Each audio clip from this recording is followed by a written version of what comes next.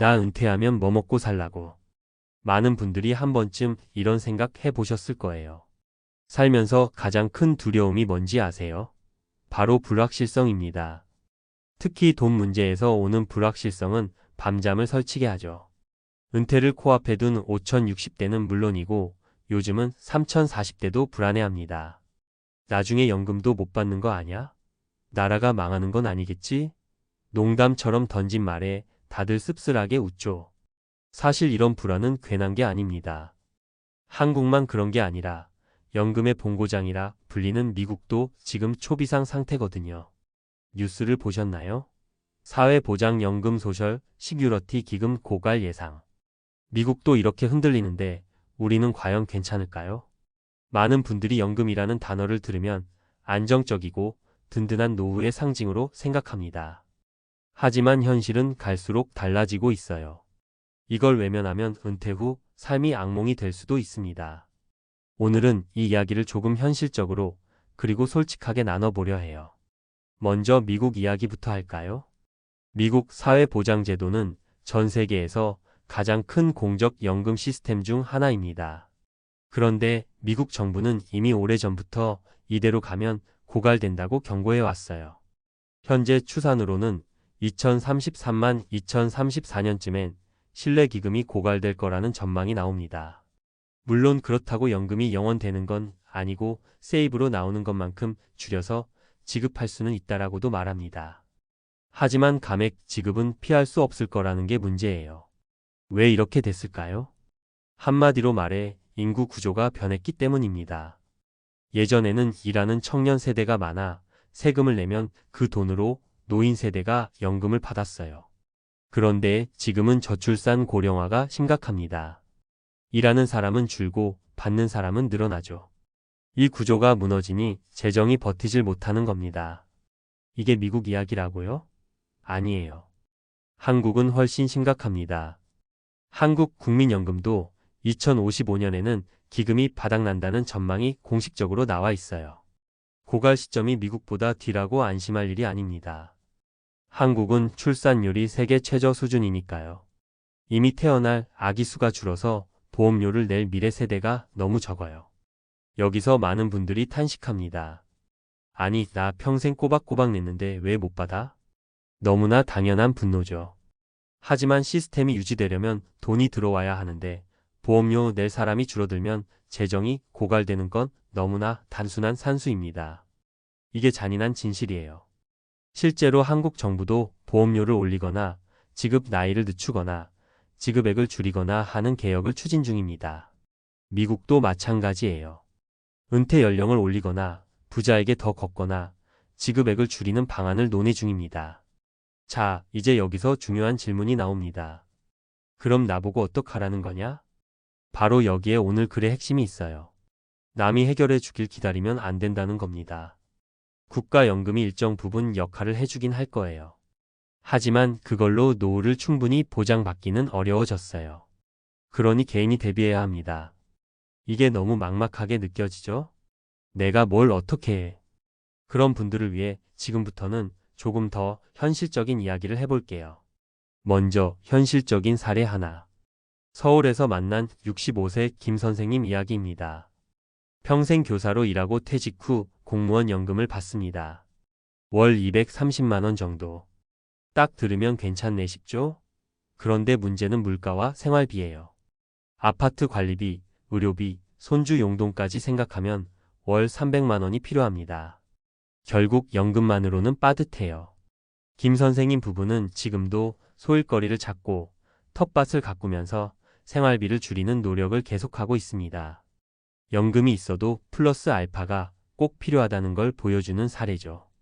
두 번째 사례는 부산 사는 58세 정 씨 이야기. 정 씨는 자영업하다 빚을 지고 가게를 접었습니다. 국민연금 납입이 몇 년이나 끊겼어요. 지금은 하루 벌어 하루 사는 배달일로 연명합니다. 국민연금 예상 수령액은 겨우 30만 원 정도. 그는 이렇게 말합니다. 죽을 때까지 일해야지 뭐. 너무 가슴 아픈 현실이지만 이런 분들 정말 많습니다. 연금만으로는 살 수가 없으니 몸이 허락하는 한 계속 일해야 하는 겁니다. 세 번째 사례는 조금 다른 이야기입니다. 경기도의 50대 부부인데요. 이분들은 연금만 믿지 않고 20년 전부터 부동산 임대 수입을 준비했습니다.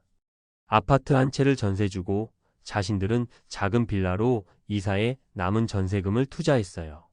지금은 월세 수입이 150만 원 정도 나오고 국민연금 예상액이 부부 합산 180만 원 정도 됩니다. 이 부부는 이렇게 말합니다. 노후에 국가가 주는 건 고마운 거지 거기에만 기대면 위험하다 생각했어요. 이분들은 생활 수준을 낮추고 지출을 관리하면서 연금 이외의 현금 흐름을 준비한 거예요. 이 세 사례가 다르면서도 공통된 메시지가 있어요. 연금은 보조 수단일 뿐이다. 국가가 주는 돈이든 회사가 주는 퇴직연금이든 그것만으로는 부족할 수 있다는 겁니다. 그렇다면 우리는 뭘 해야 할까요? 첫째, 현실을 직시해야 합니다. 연금이 다 해결해 줄 거라는 환상을 버려야 합니다. 미국도 한국도 고갈 문제에서 자유롭지 않습니다. 받기 힘들어질 수도 있다라는 가정을 세워야 해요. 둘째, 지출을 줄이고 생활 수준을 재설계해야 합니다. 젊을 때의 소비 습관을 은퇴 후에도 유지하려 하면 파산은 시간 문제예요. 주거비, 차량 유지비, 외식비 등을 재점검하고 이게 정말 필요한가? 묻는 게 중요합니다. 셋째, 추가 소득원을 고민해야 합니다. 늦게까지 일할 수 있는 몸을 유지하는 것도 방법입니다. 파트타임, 프리랜서, 농업, 임대소득, 투자 수익 등 다양한 가능성을 열어둬야 해요. 넷째, 건강을 자산처럼 관리해야 합니다. 아무리 돈이 있어도 건강이 무너지면 소득도 행복도 다 무너집니다. 평생 약값과 간병비로 흘러가는 인생을 원치 않으면 지금부터 운동하고 식단 관리하고 스트레스 줄여야 합니다. 결국 핵심은 내가 준비해야 한다는 거예요. 국가도 기업도 완벽하게 책임져 주지 않는 시대입니다. 마지막으로 이렇게 말하고 싶습니다. 두렵죠. 하지만 두려움이 준비의 시작입니다. 막막하고 답답해도 지금 움직이면 늦지 않습니다. 연금이 줄어도 물가가 올라도 준비된 사람은 버팁니다. 그 준비를 오늘부터 한 발만이라도 떼보는 게 은퇴 후 내 삶을 지키는 유일한 방법이 될 겁니다. 이 글을 읽으신 분들이 막연한 공포에서 벗어나 조금이라도 나도 뭘 해봐야겠다는 마음을 가지셨으면 좋겠습니다. 우리 모두가 은퇴 후에 어떡하라고라는 한탄 대신 그래도 준비해둬서 살만하다는 이야기를 나누는 그날을 기대하면서요.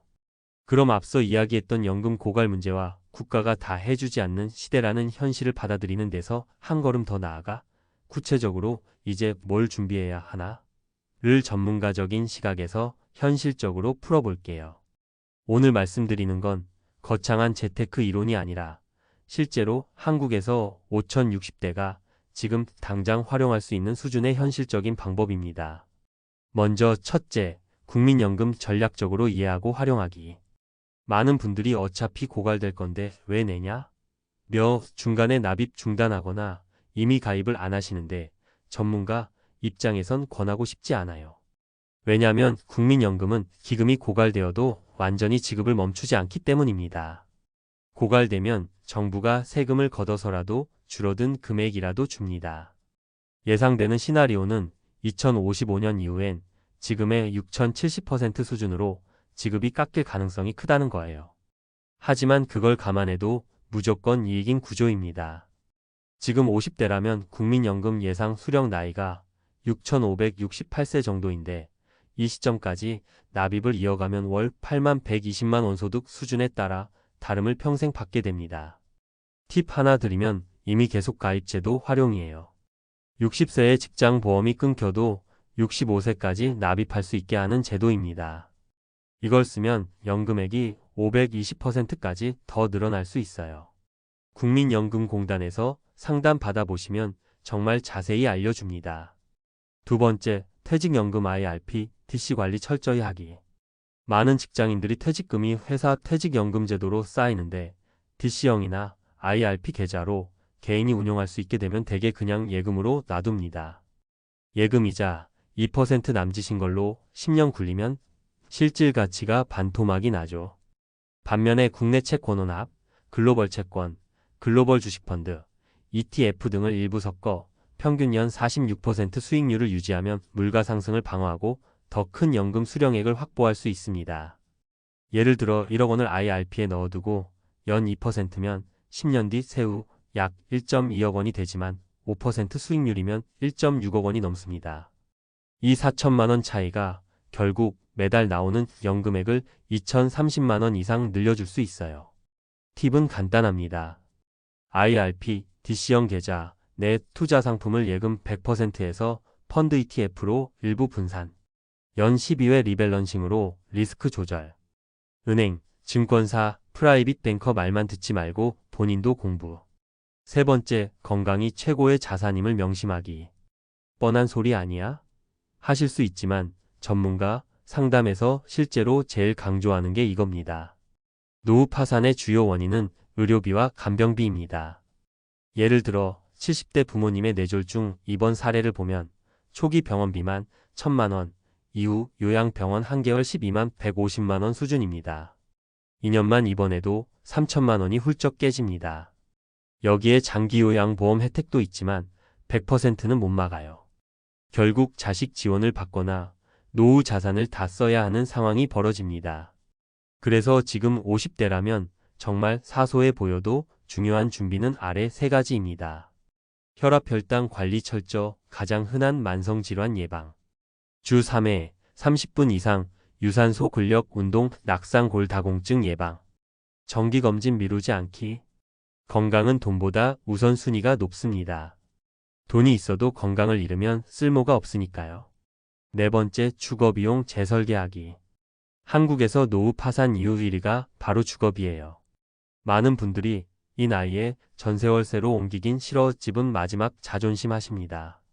하지만 전문가 입장에선 이렇게 조언합니다.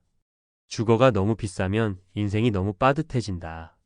자산의 절반 이상이 주택에 묶여 있으면 현금 흐름이 말라버린다. 예를 들어 서울 아파트를 10억에 갖고 있는 60대 부부가 있어요.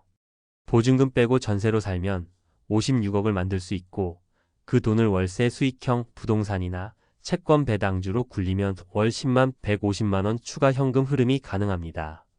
주택연금도 선택지예요. 다만 가입 시 주의할 건 집값이 9억 이하 공시가 기준이어야 하고 중도해지 리스크가 있다는 점이에요.